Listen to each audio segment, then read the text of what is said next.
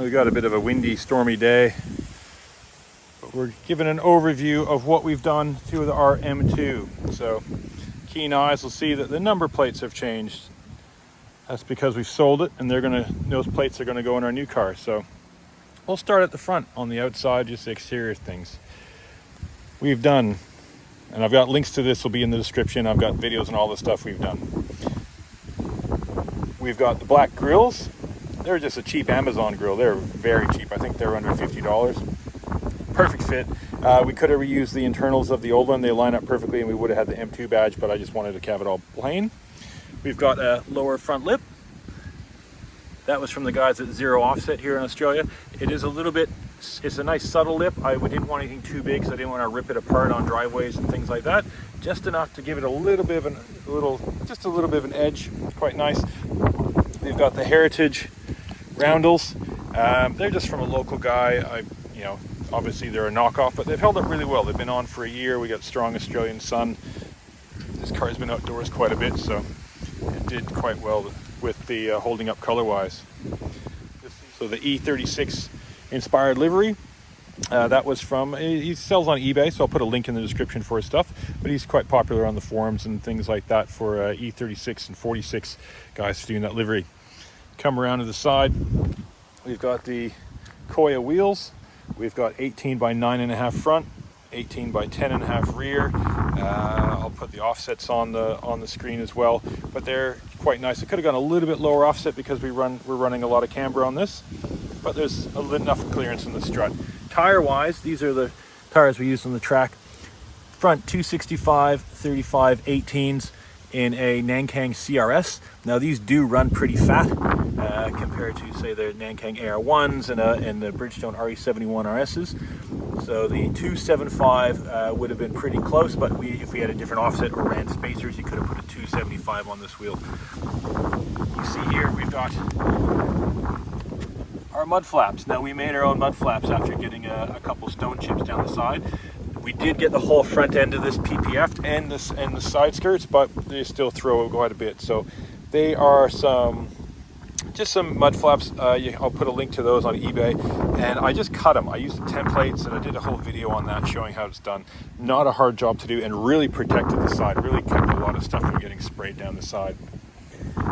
Now, while we're at the front, I should have let's talk about the coilovers. So up inside, you've got Shockworks coilovers. Now I worked with the guys at Shockworks to help develop kind of the spring rates and stuff for these, for what I was doing for a bit of motorsport, and they valved accordingly. So nice. It's an Australian company.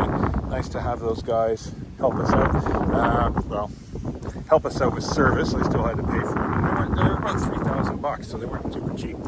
In the back, you'll see, better see it here than the front. We did a stud conversion. I'm going to do that on every European car from now on. It just made my life a hell of a lot easier. In the back, our tires are running a 295/35. You can run a 30. It just gives you a lower profile, kind of shortens your gear ratio a little bit by doing that.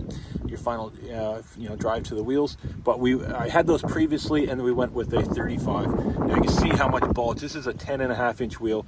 On a 10-inch wheel on the 30 series 295s, they were straight up and down with AR1s. Pads, brake pads. I've got the Project Mu brake pads in here. We use Club Sport and HC Plus. They've been great on the track. Done about 10 track days, and high temperature. We got big straightaway tracks up here, and fluid wise, running a Project Mu fluid as well. Bushing wise, front and rear, we're using the CMP Auto Engineering. These are an Australian company. They started off doing subframe reinforcement and rebuild kits for E46s. So if you come from an E46, no doubt you've seen their stuff. And we use the thrust arm bushing in the front, as well as a roll center kit. And in the rear, we use their adjustable toe links, and also replace some of the bushings with a spherical bushing that are in the subframe. In the back, we've got the E36 lightweight livery. We've got a rear M2 CS style spoiler. Stock one was just a little bit plain, so we swapped it up, adding a little bit more to the back end of this thing. And the back end of this is one of my favorite parts. I like big curvy back ends. Exhaust tips.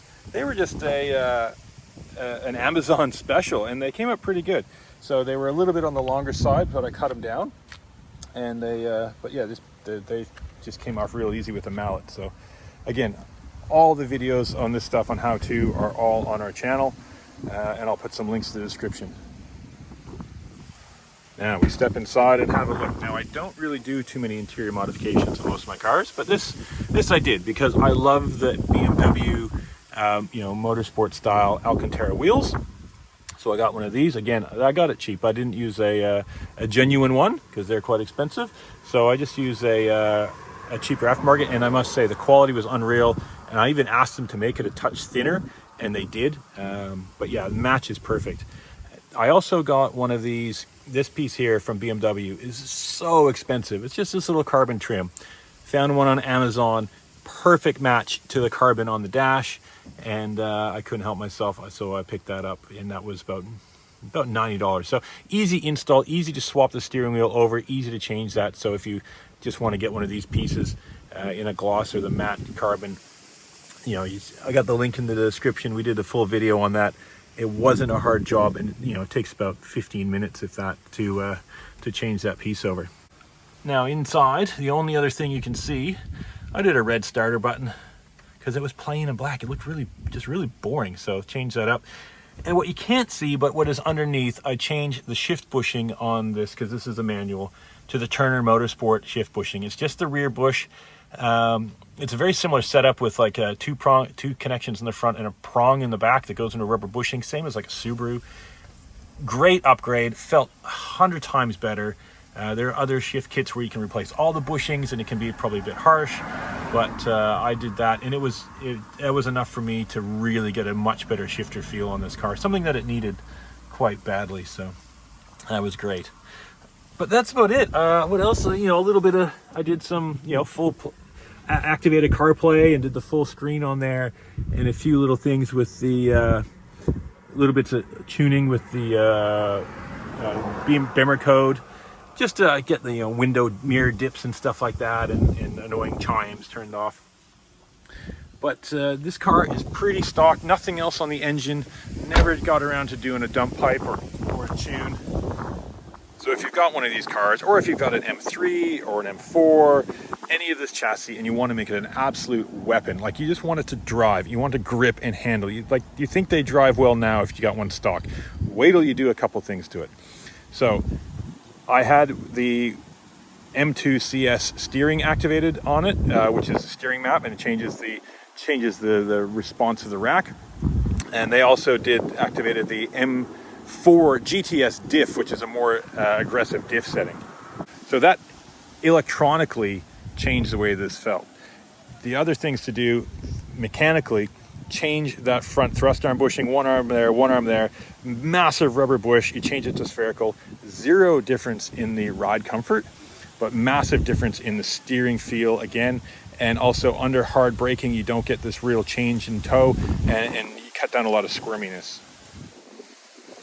In the back end, spend the money on adjustable tow arms, because they're going to get you the tow adjustment when you add a bit more camber. And speaking of camber, you want to max it out. So either, like, the stock shocks are brutally soft. You can literally push them down with 2 fingers when you disconnect them. And when I did the coilover swap, it was horrible. Actually, I couldn't believe how soft they were, and they were virtually brand new. This car had 11,000 kilometers on it when I took the shocks out. Get some good coilovers, and I don't mean like, cheap eBay ones. I mean, get something half decent, middle of the road at the worst. And I went middle of the road. $3,000 in Australia is kind of middle of the road. $5,000 or $7,000 will get you some KW V3s and Bilsteins, but I would rank these on par with those, and able to choose the spring rates. Spring rates. Now this is a different topic. Now I didn't change sway bars, so spring rates I went for a 12 kilo front, 18 kilo rear. Having that stiffer spring in the back is like adding a stiffer sway bar, but then you don't limit your wheel motion left to right, like doesn't lock it in when you go too stiff a sway bar. So that helped with the understeer coilovers.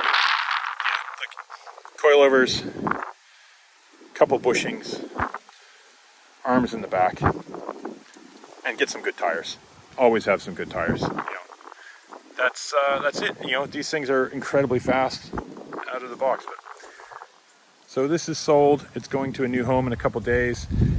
Poor guy just had his nice Mini totaled. Needed a car. I got a car, so he just bought it off us, and he's going to have fun with it. He's going to enjoy it. He needs more of a, you know, kind of a 2+2 commuter, and he's going to have an absolute ball in this car. And we're going to look around and keep shopping for something else, but I think we know what we're getting.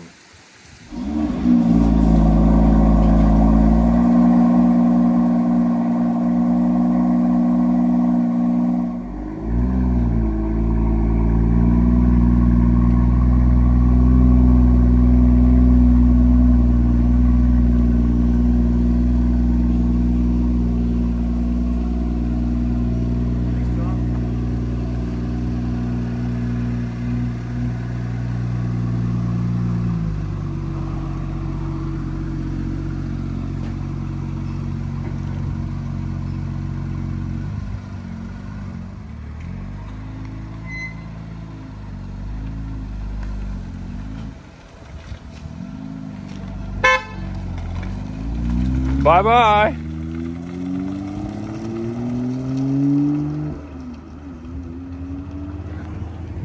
Ooh, but I got something lined up you're gonna like.